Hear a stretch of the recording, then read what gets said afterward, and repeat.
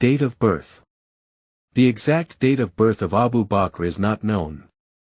According to traditions, he was younger than the Holy Prophet of Islam by 2 years and a few months. As the Holy Prophet was born in 571 CE, we can safely hold that Abu Bakr was born at Mecca sometime in the year 573 CE. The family. Abu Bakr's father was Uthman surnamed Abu Quhafa, and his mother was Salma surnamed Khair. They belonged to the Bani Taym branch of the Quraysh. The genealogy of Abu Bakr joined with that of the Holy Prophet, 8 generations back in their common ancestor Murrah. The Holy Prophet was the son of Abdullah, who was the son of Abdul Muttalib, who was the son of Hashim, who was the son of Abd Manaf, who was the son of Qusay, who was the son of Kalab, who was the son of Murrah. Abu Bakr was the son of Uthman, who was the son of Ammar, who was the son of Ammar, who was the son of Ka'b, who was the son of Sa'ad, who was the son of Taym, who was the son of Murrah. Name. The original name of Abu Bakr was Abdul Qayyiba, the servant of Kaaba. Some children were born to his parents before him, but they did not survive. When he was born, he was taken to the Qayyiba, dedicated to the gods of Qayyiba, and named Abdul Qayyiba. Childhood. Abu Bakr's family enjoyed affluence, and he was born with the proverbial silver spoon in his mouth. No detailed accounts are available about the life of Abu Bakr during the period of childhood. Like other Arab children, he spent early years in the open air of the desert. He grew as a typical son of the soil. The leanness and barrenness of the land around him was reflected in his physique. He was lean and thin with a slender constitution, but was otherwise very hardy and had a strong mind. He had the tenacity and the strength of the rocks around him. Like the golden sand of the desert, his face glowed with a white and red complexion. By all standards he was beautiful, and for his beauty he earned the surname of Atiq, Abu Bakr. Having been bred up in the early years in the midst of the Bedouins who called themselves Al-Ibayr, the people of the camel, he developed particular fondness for camels. In the early years he played with the young ones of the camels, and his love for the camels earned him the surname of Abu Bakr, the father of the foal of the camel. Abu Bakr's encounter with the idols of the Qayyiba. A story is preserved that once when Abu Bakr was a child, his father took him to the Qayyiba, and asked him to pray before the idols. His father went away to attend to some other business, and Abu Bakr was left alone with the idols. Addressing an idol, Abu Bakr said, "O my God, I am in need of beautiful clothes, bestow them on me." The idol remained indifferent. Then Abu Bakr addressing another idol said, "O God, give me some delicious food. I am so hungry." The idol remained cold to the prayer. That exhausted the patience of young Abu Bakr. He lifted a stone, and addressing an idol said, "Here I am aiming a stone, if you are a god protect yourself." Abu Bakr hurled the stone at the idol, which broke into pieces. Abu Bakr left the Qayyiba.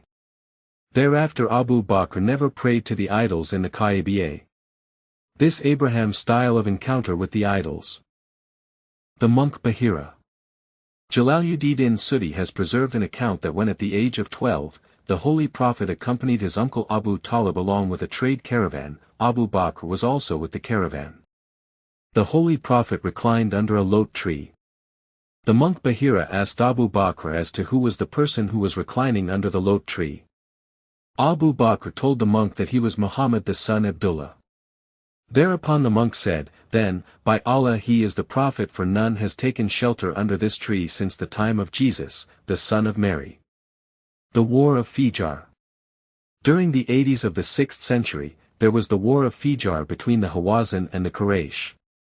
We know that the Holy Prophet participated in this war, and his role lay in picking up the stray arrows thrown by the enemy, and handing to his uncle Abu Talib. The sources are silent about the participation of Abu Bakr. We can, however, safely presume that Abu Bakr would have also participated in this war and played some peripheral role. Hilful feudal. After the War of Fijar, the Hilful feudal was set up at Mecca. Its avowed object was to help all wronged persons either redressing of their wrongs. The Holy Prophet often said that he was proud of the oath that he had taken about the fulfillment of the objectives of the Hilful feudal. The sources make no reference to Abu Bakr in this respect. The organization was set up at the house of Abdullah b Jadon, who belonged to the same clan of the Quraysh as Abu Bakr. We have thus reason to presume that Abu Bakr was also a member of the League and subscribed to its objective. Disciplined life. Though bred and brought up in an aristocratic family in the midst of an idolatrous society, conspicuous for indulgence in wine, women, and gambling, Abu Bakr resisted these temptations and led a disciplined life, avoiding the frolics, frivolities, and dissipations that characterized the life of the contemporary youth of Mecca. Once Abu Bakr was asked whether he ever drank wine during the days of ignorance. He replied, "God forbid, I never touched wine even in the days of ignorance." He was asked, why, and he said, "I sought to preserve my reputation and retain my decorum, and verily he who drinks wine destroys his reputation and his decorum." This shows that Abu Bakr enjoyed a good reputation and was known for his decorum. Education. As in the case of other Arab children, he did not receive any formal education. He was, however, a keen observer and observed things around him with a keen sense of perception. Even at an early age, he developed an eloquent way of expression. He even composed verses. He used to attend the annual fair at Ukase, and participate in poetical symposia. He had a very good memory, and could recite verses after he had heard them only once. Occupation.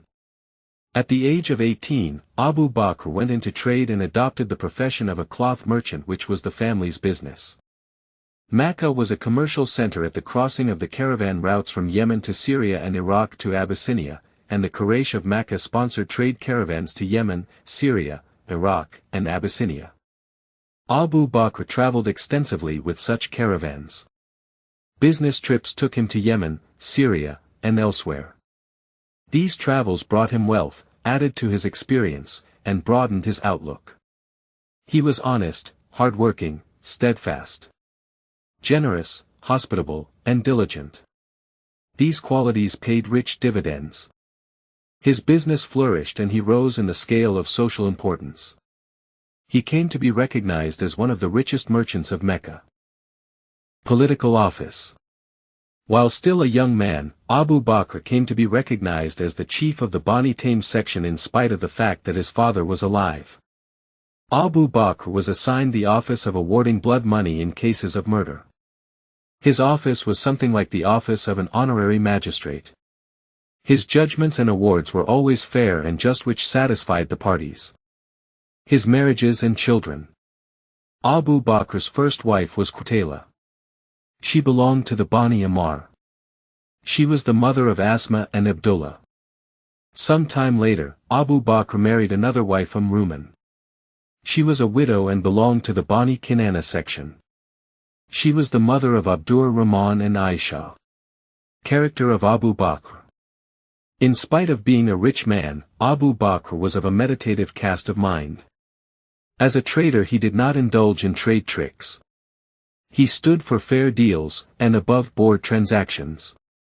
He came to enjoy reputation for honesty, and integrity. He had a wide circle of friends, and commanded considerable influence in the contemporary society of Mecca. He had a flair for social work. He delighted in attending to the sick, and looking after the poor. He gave rich bounties to the poor, and felt pleasure in helping those in distress. Why of a science? Abu Bakr had all the elements that make a historian or a scientist. Abu Bakr and the Holy Prophet. When Muhammad, peace be on him, married Khadija and shifted to her house, he became a neighbor of Abu Bakr who lived in the same locality. That was the quarter of Meccan aristocracy. Like the house of Khadija, the house of Abu Bakr was double-storied and palatial in structure. As neighbors, Muhammad, peace be on him, and Abu Bakr came in contact with each other, and were mutually attracted. Both of them were of the same age. Both of them were traders and good managers. Both of them were kind-hearted and tender-hearted gentlemen who felt for others.